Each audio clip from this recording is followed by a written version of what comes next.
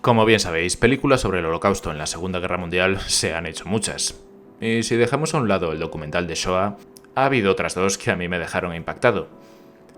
Una de ellas fue sin duda La lista de Schindler de Steven Spielberg, y la otra El pianista de Roman Polanski. Esta última nos contaba la historia de Władysław Szpilman, un pianista judío de Varsovia que cuando estalló la Segunda Guerra Mundial tenía unos 28 años y trabajaba tocando el piano en la radio de Varsovia. La película del año 2002 de Roman Polanski fue un auténtico peliculón, mostrándonos la dura y cruel lucha del pianista por sobrevivir a la guerra y al Holocausto, primero en el infernal gueto de Varsovia y posteriormente en la misma ciudad. La película fue una adaptación de las memorias del propio Władysław Szpilman y tuvo múltiples críticas positivas, además de 3 premios Oscar: Mejor Actor, Mejor Guión Adaptado y Mejor Director. Que bueno, como ya sabéis, si Polanski pisa a Estados Unidos acaba enchironado, por lo que no pudo recoger la estatuilla. Pero vamos a lo que nos interesa. ¿Cómo de fiel fue esta película en la historia real? ¿Quitaron o añadieron muchos detalles? Y sobre todo, ¿estas licencias tenían justificación? Veámoslo.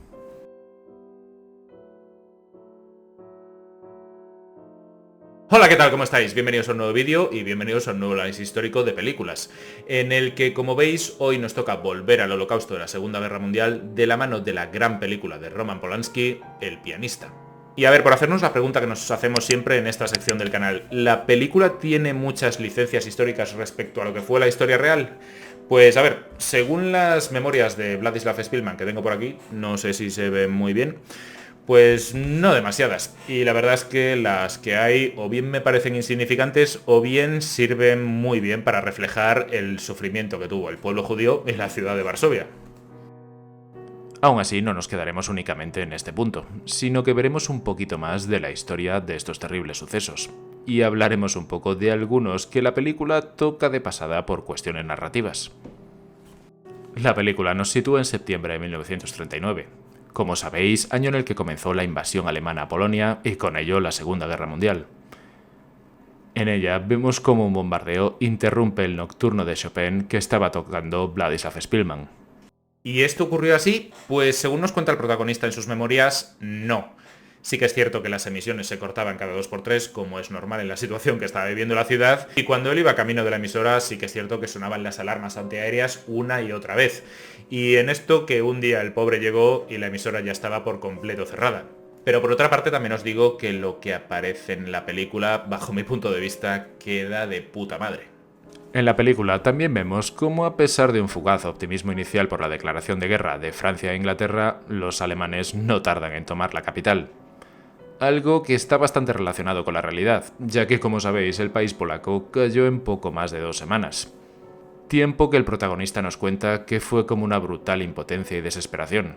Y a pesar de que en ciertos momentos la población, incluido Vlad y su familia, ayudaron a construir improvisadas trincheras para la defensa de la capital, todo fue en vano.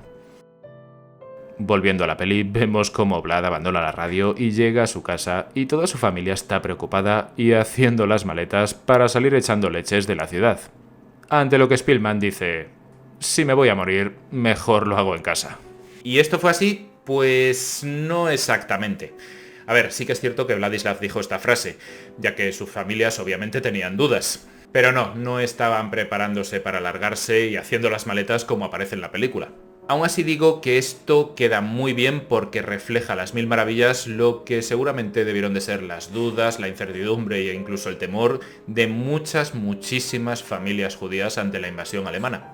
Repasando a los miembros de su familia, nos encontramos primero con su madre, una mujer que Vlad describe en el libro como alguien a la que el miedo y la preocupación por la situación que le rodeaba la fue consumiendo mental y físicamente. Por otro lado, teníamos a su padre, un violinista que durante toda la guerra intentó ver siempre el lado positivo y animar a su familia con el clásico "todo irá bien". A pesar de que en la peli solo veamos su violín en momentos contados, el protagonista nos cuenta que tocaba el violín muy a menudo para evadirse de la situación. Por otro lado tenemos a sus hermanos. En un lado están sus 2 hermanas que, bueno, en la peli son algo así como una especie de secundarias y, bueno, en la vida real hay que decir que tenían ambas muy buenos trabajos. Y por otro lado tenemos a un personaje que resulta odioso y detestable, que no es otro que su hermano Henrik. Aunque sí que es cierto que en ciertos momentos, sobre todo en la parte del gueto, no puedes evitar sentir hasta cierta lástima por él. Y por si os lo estáis preguntando, ¿este chico era así? Pues a ver, según las memorias del propio Vladislav, pues sí, más o menos. Aunque bueno, yo al leerlo no lo percibí como tan jodidamente odioso como aparece en la película. Como ya sabéis, toda su familia sería obligada a subirse a un tren camino al campo de exterminio de Treblinka en el año 1942. Y Vladislav nunca los volvió a ver. A este campo se llevaría la inmensa mayoría de los habitantes del gueto de Varsovia, en el que se estima que más de 800.000 personas perdieron la vida en poco más de año y medio de funcionamiento.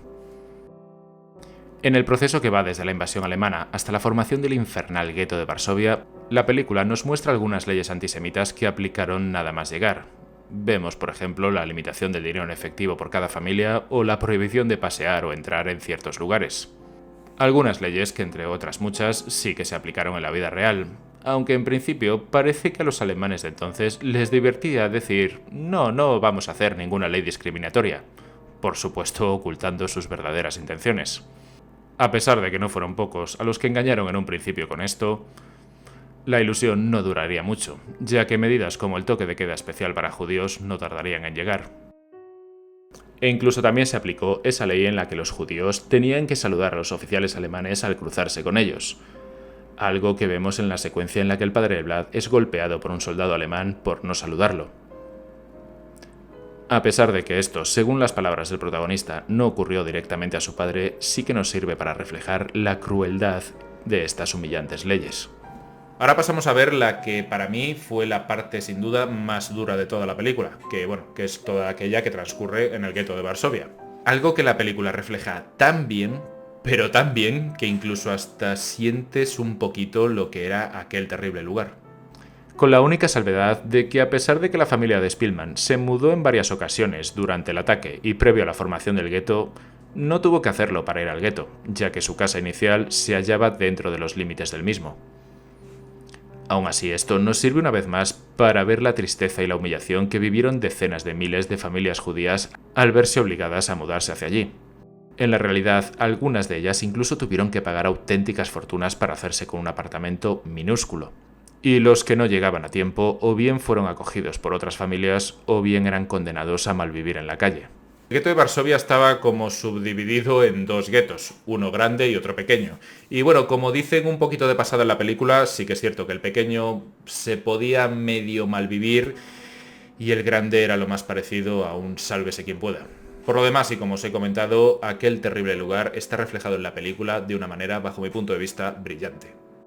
Y digo esto porque creo que el director plasmó a la perfección en imágenes las palabras de Spielman en sus memorias. Él hablaba de que era bastante habitual encontrarte gente que llevaba varios días muerta por la calle, debido a las fuertes epidemias como por ejemplo la tifus que afloraban en el gueto. O también hablaba de cómo los alemanes organizaban cacerías de judíos o cómo caminar por aquellas calles significaba que tenías que ignorar las manos vacías de niños hambrientos que pedían para comer. Porque si se te ocurría dar algún donativo, no tardabas ni 30 segundos en verte rodeado de centenares de ellos y correr el riesgo de perder todo lo que llevabas encima. No nos movemos del gueto para pararnos en algunos personajes que se ven en la película de una manera casi fugaz o con solo alguna pequeña frase, los cuales, por cierto, también existieron en la realidad. Y, por supuesto, también os comentaré alguna situación que se daba con tropas alemanas. En un momento dado, vemos que mientras que Vlad pasea por la calle, una señora con la impresión de estar ligeramente trastornada se le acerca y vemos cómo le pregunta a él y a todo con el que se cruza por la calle por su marido, Isaac Sherman, a quien describe como un hombre alto, guapo y con barba. Esta mujer fue real y en el gueto era conocida como la Dama de las Plumas. Y al igual que en la película, preguntaba a todos educadamente y a toda persona con la que se cruzaba por su marido. Obviamente lo que le pasaba a esta pobre mujer no era que no encontraba a su marido, sino que padecía algo así como una especie de estrés postraumático, ya que su marido, por el que ella tanto preguntaba, había muerto poco tiempo atrás asesinado por los alemanes delante de sus narices.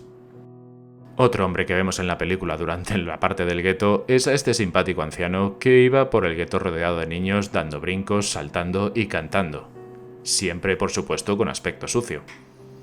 Este hombre en la realidad se hacía llamar Rubenstein, y según Spielman era muy popular en el gueto, ya que como muestra la película, iba por las calles levantando el ánimo a la gente, A veces parecía que había perdido la cabeza, incluso como vemos en la peli, a los soldados alemanes les hacía mucha gracia, ya que incluso este les amenazaba con su bastón, y estos al verles se reían a carcajadas y le tiraban monedas y cigarrillos. Spielman dice de él en su libro que realmente nunca llegó a saber si realmente estaba así de loco, o que había perdido la cabeza por las penalidades que todos pasaban en el gueto, o si por otra parte se hacía el loco para evitar que los alemanes lo matasen. De todas formas no le sirvió de mucho, ya que como muchos terminó muerto en el gueto. En el gueto también conocemos a Yehuda Ziskind, un hombre que, así como nos cuenta la película, distribuía panfletos de la resistencia por el gueto, y también rechazaría la colaboración de Vladislav porque, según él, los músicos no valían como espías. Este hombre terminaría muriendo de un balazo en su habitación, ya que se negó a acatar las órdenes de los alemanes. En otra situación en la peli también observamos cómo los judíos que querían pasar de un gueto a otro tenían que esperar largos periodos de tiempo. Y mientras a los soldados alemanes no se les ocurría mejor forma de pasar el rato que humillarles obligándoles a bailar. Otro factor muy importante que se daba en el gueto era, como no, el contrabando de todo tipo de materiales. Y este en muchas ocasiones lo llevaban los niños. En otro momento de la película vemos cómo el jefe de la policía se lleva a su hermano Henrik, y el protagonista, peloteándole un poco, consigue sacarlo de allí. Aunque luego no parece que a su odioso hermano le haga mucha gracia. Esta parte fue más o menos así, salvo por un pequeño detalle, y es que, Spielman era bastante conocido en el gueto por sus dotes al piano, y gracias a su, entre comillas, influencia, pudo sacarle de allí. Lo que no sabía su hermano, y obviamente que no nos cuentan en la película, es que había sido seleccionado para enviarlo a Treblinka como una especie de sujeto de pruebas para probar la eficacia de los campos. Como también vemos en la película, Vladislav se ganaba la vida como podía en el gueto tocando en algunos cafés, aunque a veces pareciera que a los asistentes no les gustara mucho o no le hicieran mucho caso. Pero al contrario de lo que vemos en la peli, trabajó como pianista en más lugares. Y estos otros eran bastante más agradecidos con su talento.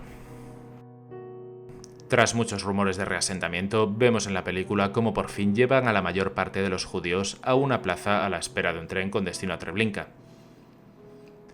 El momento de la separación de su familia está reflejado a las mil maravillas. Solo que, con algunas pequeñas diferencias. Como por ejemplo que el miembro de la policía judía que le salvó la vida le agarró del cuello justo cuando estaba subiendo al tren. Este hombre, como vemos en la película, le dijo: «Te he salvado la vida, lárgate». Y con su mirada Vladislav encontraría a su padre. Y como si hablasen telepáticamente, Spielman nos cuenta que su padre le devolvería una sonrisa. Lo último que vio de él antes de ser obligado a subirse al tren. Tras este terrible momento para el protagonista, le vemos deambular llorando por las calles y luego le vemos, haciendo otros trabajos en el gueto, como por ejemplo derruir el muro. Y justo allí se empieza a enterar de lo que será el futuro levantamiento del gueto de Varsovia, lo cual me sirve para hablaros de este hecho histórico. Y es que, como vemos en la película, ya con nuestro protagonista fuera del gueto, los judíos de este, a pesar de que eran muy inferiores en números, se rebelaron contra los nazis. Y es que sin apenas medios, y solo con la ayuda del contrabando, los habitantes del gueto de la capital de Polonia decidieron organizarse para luchar, a sabiendas de que su empresa no tenía ninguna posibilidad de éxito. El 19 de abril de 1943, un grupo de unos 2000 soldados y miembros de las SS penetraron en el gueto. Y allí se toparían con una resistencia que, a pesar de contar con un precario armamento, estaba muy organizada. Los primeros enfrentamientos duraron unos 3 días, hasta que las tropas alemanas se retiraron para modificar su táctica. Esta resistencia duraría hasta el día 16 de mayo de 1943, cuando se agotaron las municiones. Algunos líderes de esta terminaron con su vida por voluntad propia ante la alternativa de verse capturados, torturados o ejecutados. De entre los supervivientes, 7000 fueron fusilados durante las horas posteriores, y el resto deportados a diversos campos de exterminio. Volviendo a la película, vemos cómo este sobrevive gracias a la resistencia polaca, deambulando de un apartamento a otro hasta que, como ya sabéis, no le queda otra que escapar. Y consigue refugiarse en una casa que está medio en ruinas y, como ya sabéis, ahí tiene el encuentro con un capitán que, al final de la peli conoceríamos como Wilhelm Höselfeld. Como me imagino que ya sabéis, en esta secuencia, desde que ambos se encuentran hasta que le hace tocar en sol menor la balada número 1, es absolutamente magistral. Y todos los espectadores que vimos esta por primera vez nos sumimos en la más profunda de las incertidumbres. Este encuentro, por supuesto que tuvo lugar en la realidad, aunque con una ligera diferencia, ya que Spielman no se quedó callado como vemos en la peli, sino que ya exhausto de huir y esconderse, le dijo al capitán de la Wehrmacht: haga conmigo lo que quiera. Por supuesto, en sus memorias, Spielman definió a Hossenfeld como el único ser humano con uniforme alemán que conoció durante toda la guerra.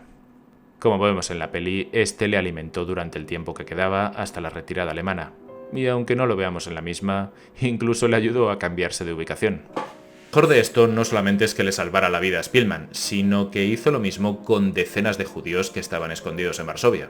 Y según nos cuentan sus anotaciones y sus diarios, ya llevaba bastante tiempo horrorizado con lo que le hacían sus compatriotas al pueblo judío. Como se nos muestra en la película, este hombre, tras 7 años de trabajos forzados en un campo soviético, falleció en 1952, y con el tiempo los reconocimientos le llegarían a título póstumo, ya que a pesar de las dudas iniciales, en 2008, y gracias a la insistencia del hijo de Spielman, fue reconocido como justo entre las naciones por el Estado de Israel. Spielman, por su parte, una vez acabada la guerra, ejerció como director musical de la radio polaca hasta 1963. Un libro que entre muchos me ha servido como bibliografía para este vídeo no se publicaría hasta 1998, ya que las autoridades de entonces no se lo permitieron. Spielman, en el epílogo del libro de la versión inglesa, decía: directamente después de la guerra era imposible publicar un libro en Polonia que presentara a un soldado alemán como una persona heroica y bondadosa. Y hasta aquí el vídeo de hoy. Si os ha gustado, ya sabéis, podéis suscribiros, que es gratis, dejarme un like que me ayuda mucho, un comentario que me ayuda más todavía, o podéis compartir el vídeo en vuestras redes sociales. Y si no os ha gustado, pues como suelo decir en alguna ocasión, recomendárselo a alguien que os caiga mal para que se fastidie y se lo trague. Un saludo y hasta el próximo vídeo.